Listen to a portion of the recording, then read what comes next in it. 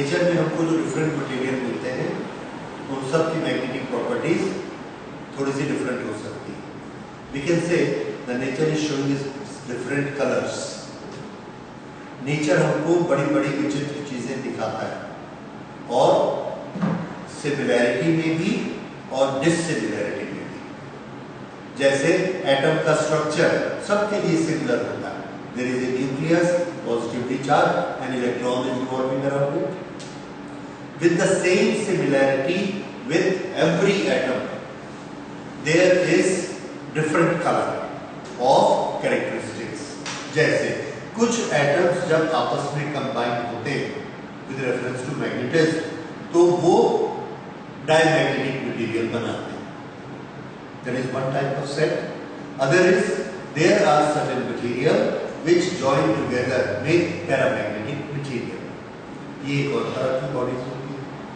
तीसरा जो कैटेगरी हम पढ़ने जा रहे हैं that is found mostly in iron. Iron का कंस्ट्रक्शन इस तरह नेचर ने बनाया है कि बहुत सारे एटम जिसमें इलेक्ट्रॉन घूम रहा है और उसका अपना एक मैग्नेटिक डायपोल मोमेंट होता है, वो अपने बहुत सारे फ्रेंड्स बनाते हैं. कैसे friends?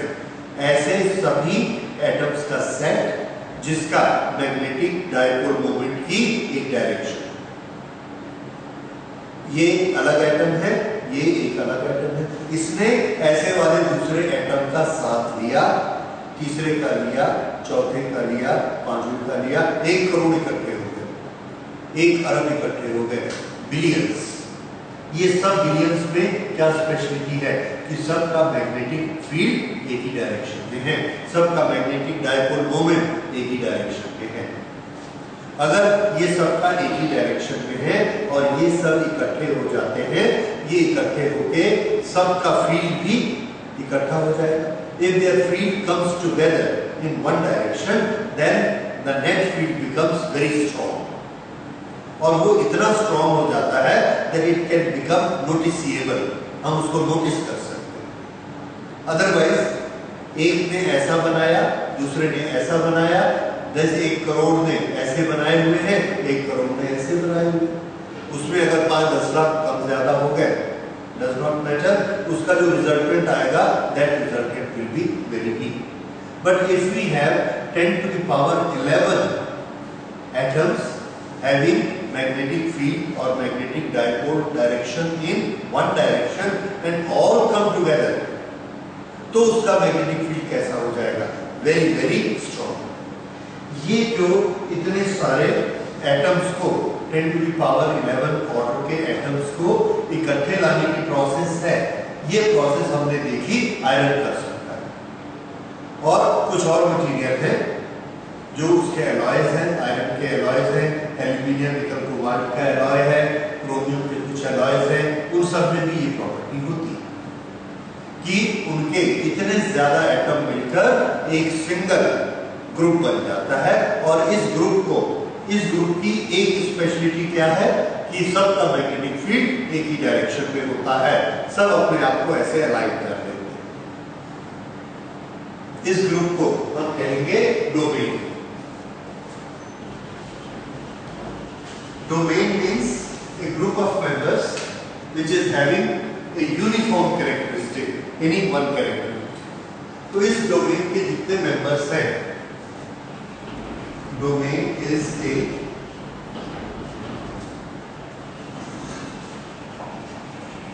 group of atoms. Members, who are the members? Atoms. Domain is a group of atoms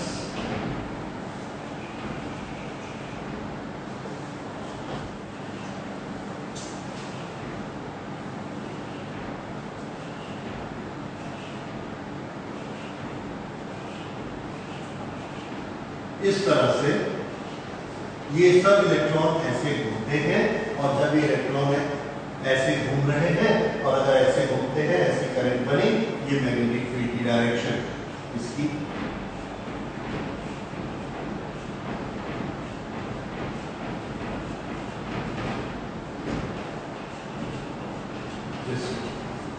all are in the same direction.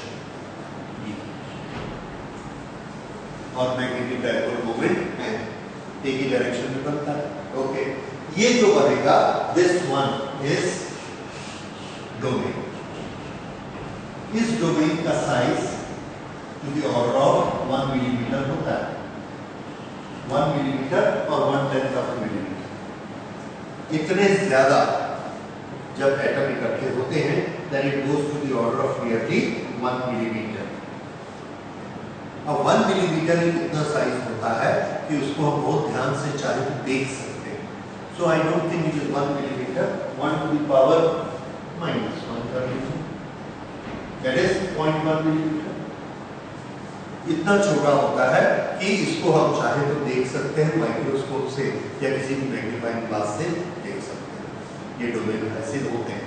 Okay, दूसरा, all the atoms convert into domains is not necessary. Only a very small part of the total atoms convert, क्योंकि एक cubic metre में होते कितने हैं atoms? 10 to the power 28, और ये सिर्फ कितना है? 10 to the power 11 का एक डोमेन होता है। अभी 10 की कितनी पावर बाकी है? 17। That's a very large number. So a very very small negligible size is one domain। जब ये डोमेन ऐसा बन जाता है तो इस डोमेन की एक स्पेशलिटी है। हमने एक बार मैग्नेट लिया, यहाँ से magnetic field lines north pole से बाहर निकलती है, साउथ पोल में अंदर जाती है। हमने एक कॉइल लिया, current carrying coil, which act as a bar magnet. इधर से मैग्नेटिक फील्ड बाहर निकलता है, इधर से मैग्नेटिक फील्ड अंदर जाता है। तो इसमें देखिए ये जो मैंने बॉक्स बनाया है, इस बॉक्स में मैग्नेटिक फील्ड इधर अंदर जा रहा है, it's going inside, and here magnetic field is coming out. So this appears to be a very small magnet, right? So domain is basically a very small magnet of the size less than 1 millimeter. और इसकी speciality अब आप समझ गए हैं। All the atoms have aligned themselves, सब एक line में एक तरफ मुंह करके खड़े हुए हैं। ये इसकी स्पेशलिटी होती है। This is one domain. Now it's a very small size of domain. When we take an iron piece, which we call a bar magnet, in that this domain aligns itself. अब ये किस तरह से अपने आप को अलाइन करता है वो देखिए। So what we are studying is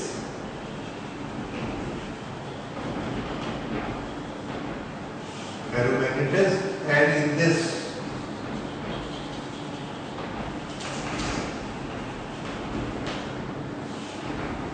domain theory. Okay. Now this is one domain, and millions of sub domains are formed. वो डोमेन क्या करते हैं? देखिए ये एक डोमेन ऐसा, अब हमको मालूम है it is like a small magnet, इसका मैग्नेटिक फील्ड इधर निकलता है। ये जो नॉर्थ पोल से निकलता हुआ मैग्नेटिक फील्ड हम मानते हैं कि मैग्नेटिक फील्ड इधर निकलता है, उधर मैग्नेट का नॉर्थ पोल है। ये मैग्नेटिक फील्ड इधर निकलता है, इसका टारगेट कौन है? Yes, it wants to go to south pole. अगर इसको कहीं जगह नहीं मिलेगी तो ये ऐसा आ जाएगा। लेकिन हम क्या करते हैं, इसके सामने हमने देखा एक और डोमेन, और तो ये इसमें चला जाएगा लाइक दिस, ठीक है। अब इस डोमेन के पास अपनी एक लाइन थी, एक लाइन इसकी आ गई, कितनी हो गई? 2। इसके आगे एक डोमेन और है, इसके आगे एक डोमेन और है। जितनी होगी, ये मत सोचिए कि ये 4 यहां से स्टार्ट होती है, ये 4 की 4 पूरी ऐसी है। क्यों? क्योंकि मैग्नेटिक फील्ड बहुत दूर से बहुत दूर तक जाती है। अगर ये इसके साथ जुड़ गई है तो इसकी मैग्नेटिक फील्ड लाइन्स इसके साथ जुड़ गई। That means their strength of magnetic field is joining each other ends. तो इस तरह से जितने डोमेन होंगे उतना मैग्नेटिक फील्ड स्ट्रॉन्ग होता चला जाएगा। उसके बाद ये दूसरी लाइन, ये तीसरी लाइन, इस तरह से there are so many rows which set together, इस तरह से, और हर एक के सामने they behave as if there is a north pole और बैक में देयर इज ए साउथ पोल।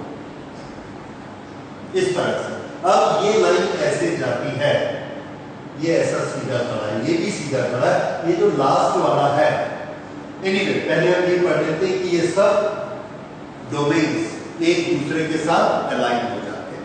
पहले कौन अलाइन हुआ था? एटम्स। एटम्स ने अलाइन होकर क्या बनाया? डोमेन। उसके बाद सारे डोमेन्स फिर आपस में अलाइन हो गए। ये जो अलाइन होकर डोमेन्स आपस में ऐसा जुड़ गए and this becomes the material which is known as magnet.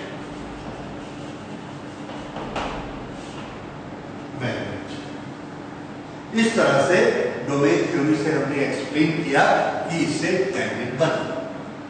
Ferromagnetism कहां है? तो आंसर है this phenomena under which a material can make domains and the domains can make a magnet. This phenomena is known as ferromagnetism because it is found only in ferrous, that is iron. समझ आया? So what is ferromagnetism? Ferromagnetism is phenomena of making or spreading magnetism in iron atoms, which is done by the domain theory. ठीक है? और इसमें ये जो Williams of atoms domain बनाते हैं ये पैरा में नहीं होता। So what is the difference in paramagnetism and ferromagnetism? In paramagnetism there is a small amount of net dipole moment in the whole material, but millions of atoms do not combine with each other to make a domain. In ferromagnetism we think that a domain is formed with the help of millions of atoms at one place, and all the domains again align themselves to make the material as magnet. So in ferromagnetic material, if a magnet is formed, then we say the material is ferromagnet, and if the magnet is not formed, it is showing only some magnetism, then it is paramagnetic. समझ आया? Paramagnetic से magnet नहीं बनता। किससे बनता है? Ferromagnetic से बनता है। पैरामैग्नेटिक थोड़ा सा मैग्नेटिक स्ट्रेस दिखाता है under the effect of external magnetic field. वो थोड़ा सा मैग्नेटिक फील्ड इसको सपोर्ट करेगा, दैट इज पैरामैग्नेटिक। और डायमैग्नेटिक अपोज करेगा whenever there is application of external magnetic field. अब अगर हम इसमें एक्सटर्नल मैग्नेटिक फील्ड नहीं भी लगाते हैं, even that it is having that property. Bar magnet को एक्सटर्नल मैग्नेटिक फील्ड की जरूरत नहीं है। It makes its own magnetic field so strong. और ये मटेरियल क्या होते हैं? पैरामैग्नेटिज्म। सो इसमें मैग्नेटिज्म की स्ट्रेंथ बहुत ज्यादा होती है and is for a very large number of times. Okay, ये इस तरह से this is domain and this is set of domains aligned. This makes a magnet. Okay, तो ये मैग्नेटिज्म की डोमेन थ्योरी है। Now their strength of magnetism and magnetic field has become so strong that it is showing the magnetic properties. It is showing the property of a magnet and it has got a sufficient। ये जो यहां से magnetic field जा रहा है ये क्या करता है? अब क्या फेरोमैग्नेटिक मटेरियल हमेशा मैग्नेट रहता है? Answer no. ओके, अब इसके बीच का स्टेप देखिए। ये जो डोमेन बनते हैं क्या ये डोमेन ऐसे ही मिलते हैं? Are they found in such condition? No. Initially और in any ferromagnetic material we have the domains but it's not a magnet. How it is? इस डोमेन को मैं एक एरो से दिखाता हूं। ये this is south and this is north। ये एक डोमेन है। इस डोमेन को मैं एक ऐसे एरो से दिखाऊंगा। ये नॉर्थ इसको तलाशता है, south, it is searching for a south। There is another domain here। This domain is having south, तो ये नॉर्थ इसका और इसका साउथ। यहाँ से लाइन निकलती है इसमें आगे और ये दोनों एक दूसरे को अट्रैक्ट कर लेगा। Then there is a domain here,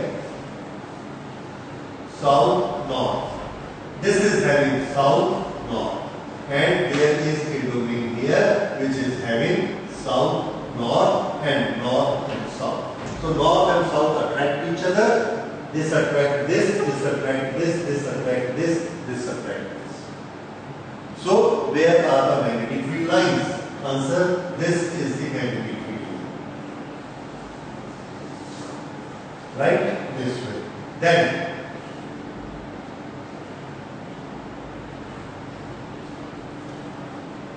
yes, now look at make out क्या बन रहा है? Yes. North to south, south to north inside, outside north to south, inside south to north, north to south, south to north. This is the magnetic field here. And again,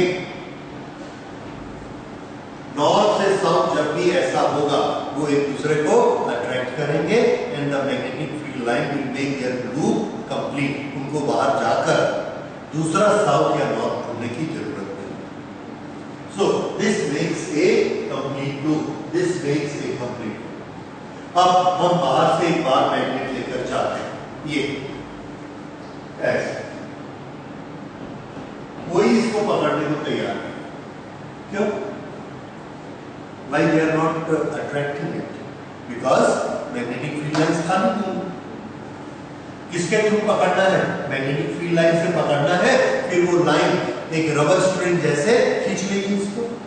लेकिन line होनी तो चाहिए जिसका मुंह खाली होना चाहिए. तब ये इसका नॉर्थ इसके साउथ को पकड़ेगा. ये स्ट्रिंग बनेगी. ये स्ट्रिंग अपनी लेंथ को छोटा करेगी और ये दोनों को ऐसा खींच. अब हम इसको लेके जाते हैं.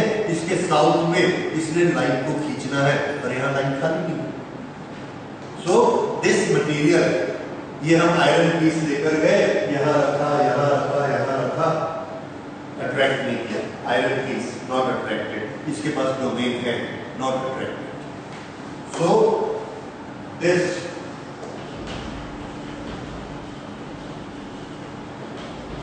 डोमेन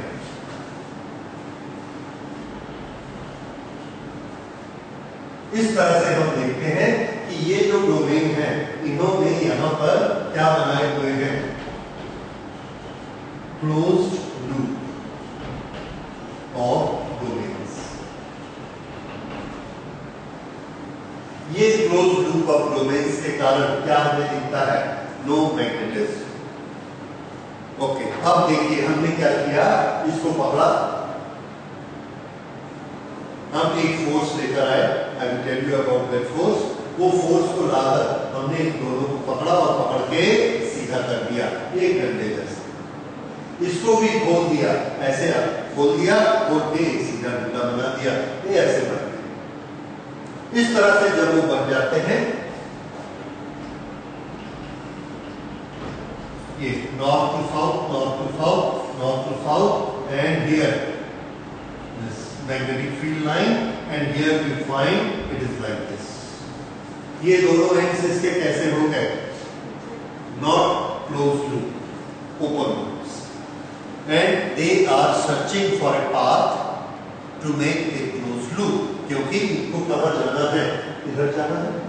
तो इसके सामने हम जो भी आयरन पीस रखेंगे, जैसे अब देखिए हम एक दूसरा आयरन पीस लेकर आए. ये आयरन पीस लेकर आए. ये भी मैग्नेट नहीं है. क्यों नहीं है मैग्नेट? ये तो फेरोमैग्नेटिज्म होता है आयरन में. इसलिए नहीं है क्योंकि इसके सब डोमेन अभी कैसी स्टेट में? क्लोज. अब हम इसको लेकर आते हैं यहां पर. इसका कंसंट्रेशन बहुत ज्यादा है. इतना ज्यादा कंसंट्रेशन है कि इसके अंदर ये वाला जो डोमेन बना हुआ है या ये डोमेन का जो क्लोज लूप बना हुआ है, इसने इसको खींचना है साउथ. तो ये क्या करता है? ये वाला साउथ, ये वाला साउथ, ये वाला साउथ, सब को बड़ी जोर से अपनी तरफ खींचता है. और जब ये खींचता है अपनी तरफ तो ये ऐसे हो जाते हैं. South, south, south. अब ये इसको खींचा. अब ये तीनों नॉर्थ, इनको क्या चाहिए? साउथ. तो ये इसके साउथ खींच लेते और ये डोमेन ऐसा हो गया. और इसके नॉर्थ यहां पर आ गए and we get magnetic field line. अब ये क्लोज एंड से क्लोज लूप से कैसा हो गया, ओपन लूप। अब ओपन लूप में देखिए इसके और इसके बीच में ये क्या है, मैग्नेटिक फील्ड लाइन। और magnetic field line north to south, इसकी टेंडेंसी क्या होती है, छोटा होना, and it tries to attract. अब इसने इसको अट्रैक्ट कर लिया, इसको इसने ऐसे अट्रैक्ट कर लिया अपनी तरफ। There is a force between the two. ये हम क्या चीज ले गए थे, iron, it was not a magnet. जब हम इसको ले गए इसके साथ में, this was not a magnet because of this type of domains. What it has done, it has forced open the domain cycle and make them a straight line. Straight line chain बनाकर उसने सारे south को अपनी तरफ खींच लिया। This process is equivalent to the process of induction. Electric induction आपने पढ़ा है। Whenever we bring a neutral material near a charged body, what it will do? All positive charges will attract negative. और इसके अंदर minus plus ऐसी लाइनें बन जाएंगी and then it will, this plus and this minus, they will attract each other. The same thing happens in magnetism. This is known as magnetic induction. Magnetic induction. So what is magnetic induction? Whenever an iron piece is exposed to magnetic field, then its domains align themselves. When we say domains align themselves, means a magnetic field is created inside it. पहले इसके अंदर कोई magnetic field है? No. इसके अंदर magnetic field है? Yes. क्यों आ गया? Because we have brought it near. This is known as magnetic induction. Okay? तो ये ऐसा है। So this is what I told you कि इसको हम लोग फोर्स ओपन कर सकते हैं।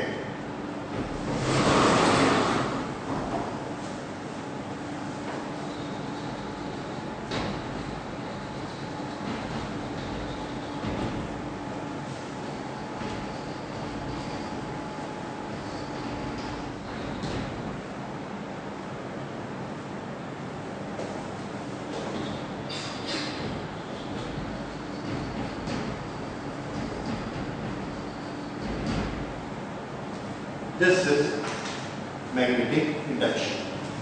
बिना टच किए हमने उसको मैग्नेट बना दिया। और इसके पीछे कौन सी थ्योरी है? Domain theory. So now you have understood the domain theory. और डोमेन थ्योरी के ये डोमेन सिर्फ जिस मटेरियल में मिलेंगे उसको हम क्या बोलेंगे, वो कैसा मटेरियल है, फेरोमैग्नेटिक मटेरियल। अच्छा, अब फेरोमैग्नेटिक मटेरियल के बारे में एक छोटी सी चीज और, वो ये है कि ये जो फेरोमैग्नेटिक मटेरियल है, this is also affected by temperature. अगर हम मैग्नेट को गर्म करेंगे, एक चीज तो हमको ये समझ में आई कि अगर हमको मैग्नेट बनाना है तो हमको डायमैग्नेटिक, पैरामैग्नेटिक और फेरोमैग्नेटिक में से सिर्फ कौन सा मटेरियल चाहिए? Only ferromagnetic can make the magnets because of its domain character. अब this ferromagnetism is affected by the temperature. जब हम इसका टेम्परेचर इंक्रीज करते हैं तो क्या होगा? इंक्रीज करने से there will be thermal motion in the atoms. जब एटम्स में थर्मल मोशन होगा, ये एटम्स में थर्मल मोशन होगा, and that thermal motion is zigzag, then you can observe इनकी सिमेट्री गड़बड़ हो जाएगी, the symmetry will be destroyed. अब ये अगर इसमें 1 billion atoms straight हुए हैं, because of that thermal energy, because of that activity, हो सकता है 1 billion में से 100 billion मिस अलाइन हो गए, तो इसका मैग्नेटिज्म कम हो जाएगा, magnetism will decrease. If we increase the temperature 10 billion more, if we increase the temperature 100 billion more, थोड़ी देर बाद हम क्या देखते हैं कि ये सब ऐसे ऐसे हो गए and it has lost lost its strength. Now we say that this material is no more what? Ferromagnetic. फिर से टेम्परेचर का इफेक्ट देखिए, अभी इसमें ये ऐसे है, इसको हमने हीट किया, इसका ये मैग्नेटिज्म डिस्टर्ब हो गया और कम हो गया, एक चीज। दूसरा ये हो सकता है कि इसी में ही थर्मल के कारण ऐसा मोशन होने लगे। अगर इनमें कुछ मोशन हुआ तो ये इस शेप में आ जाएगा and it will lose magnetism. फिर से इस शेप में आएगा, अभी भी हमने उस पर टेम्परेचर इंक्रीज किया तो उसका टेम्परेचर इंक्रीज करते गए तो ये भी हिलने शुरू हो गए, डिक्रीज होने शुरू हो गए, सबकी डायरेक्शन अलग अलग हो गई। Because of temperature they go far away and their distance increase, this alignment is lost. अगर ये अलाइनमेंट लॉस्ट हो गया तो ये क्या होगा? तो आंसर है this alignment lost, then it is no more in the category of ferromagnetic, but still it remain paramagnetic. ठीक है, still it remain paramagnetic. So there is a particular temperature when a ferromagnetic material converts to paramagnetic material. Paramagnetic is having magnetism. It is not that its magnetism is zero. So, but there is a difference of the degree of magnetism in paramagnetic and ferromagnetic. So ferromagnetic increase the temperature, magnetism will decrease. Now it converts to paramagnetic. When it converts to paramagnetic, its domain character is lost. अगर इसका domain character loss हो गया, ये चीज loss हो गई, अब आप इसको जितना मर्जी मैग्नेटिक फील्ड दीजिए, it will never convert to a magnet. ठीक है, वो मैग्नेट नहीं बन सकता। तो मैग्नेट बनने की पहली शर्त क्या थी? इट मस्ट बी फेरोमैग्नेटिक, और फेरोमैग्नेटिज्म हीट करने से एक पर्टिकुलर टेम्परेचर पे लॉस हो जाता है, then it will convert into paramagnetic, now it can not become a magnet. Okay, that temperature when a ferromagnetic converts to paramagnetic material is known as Curie's temperature. क्या नाम है? Curies temperature. Curie के नाम से आप दो phenomena पहले पढ़ चुके हैं, one is Curie's law. Curie's law is what? When the temperature increase the magnetism decrease, the magnetic field decrease, sorry magnetisation decrease, number one. Number two, Curie's constant. What was Curie's constant? That was magnetisation is equal to C B naught upon T. That C was Curie's constant. Now third thing, this is what? Curie's temperature, right? So what is Curie's temperature? It is the temperature by heating up to which a ferromagnetic material converts into a paramagnetic material. This is Curie's temperature. Okay, the equation which controls it is psi is equal to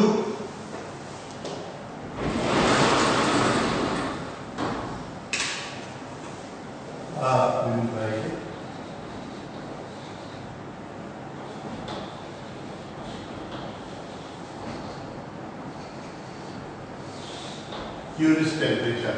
Curie's temperature is controlled by the equation psi is equal to C upon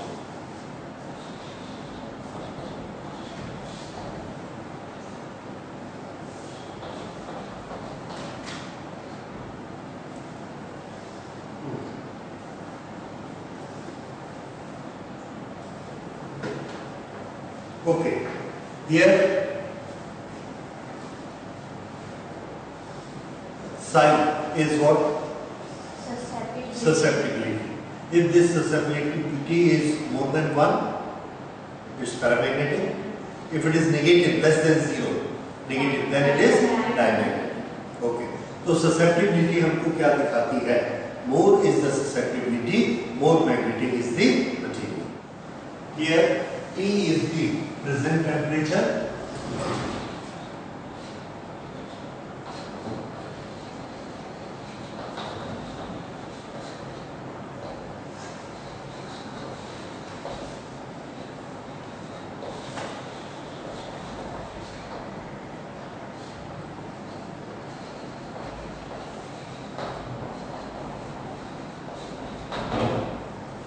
Tc is Curie's temperature. This C is a constant.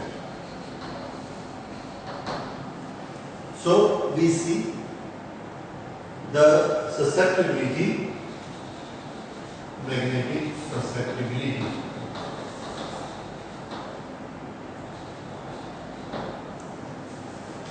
Okay. This depends upon this temperature, and the susceptibility goes on decreasing when the temperature goes on increasing.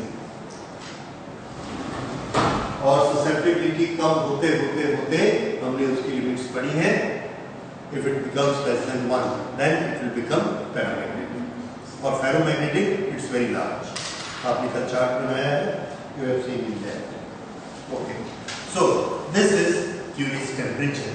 Curie's temperature for iron is nearly 1000. I will give you a chart for Curie's temperature. It's given in your book.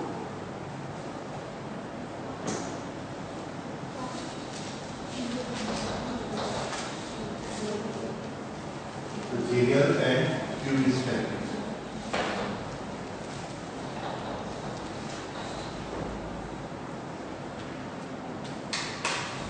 Cobalt, iron. These are all materials which are ferromagnetic materials. Fe2O3, nickel, and gadolinium. This is a alloy of aluminium.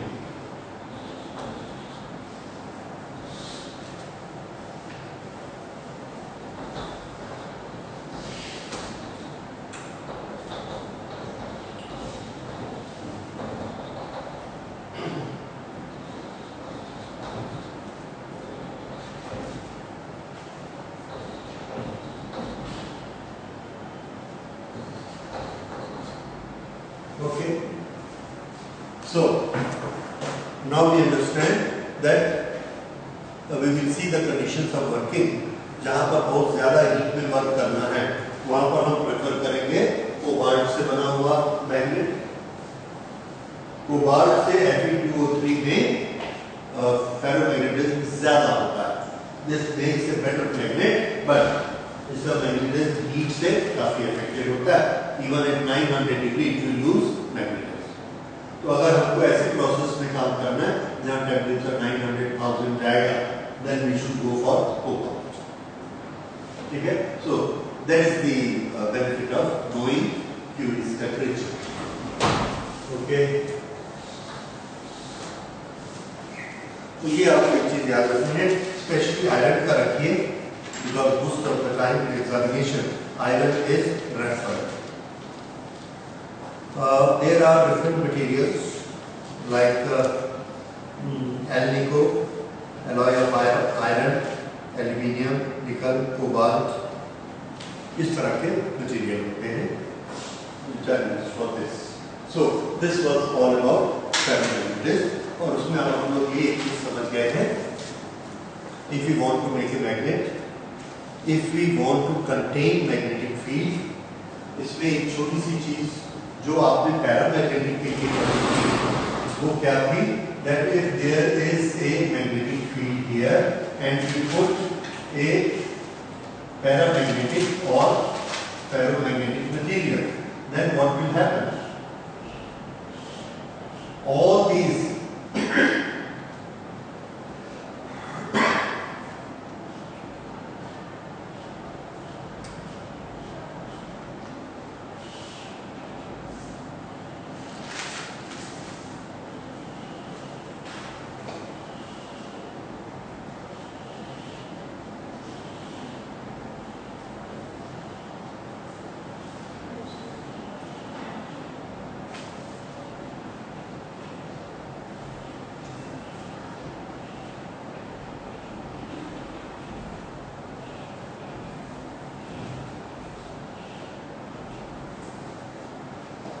all the magnetic field will pass through this.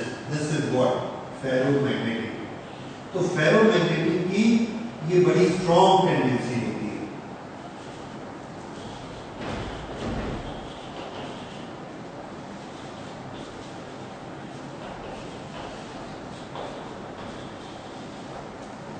जहां पर भी हम ferromagnetic material रखेंगे उसके आसपास जितनी magnetic field lines है सबको वो अपने अंदर ले लेगा।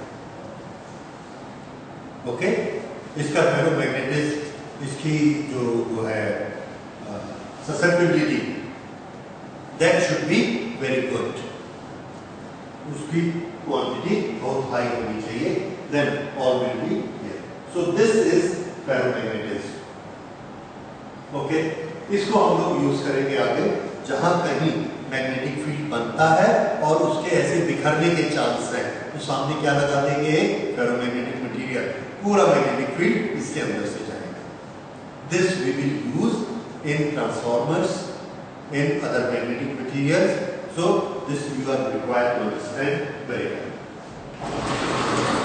Okay, so this is all about ferromagnetism.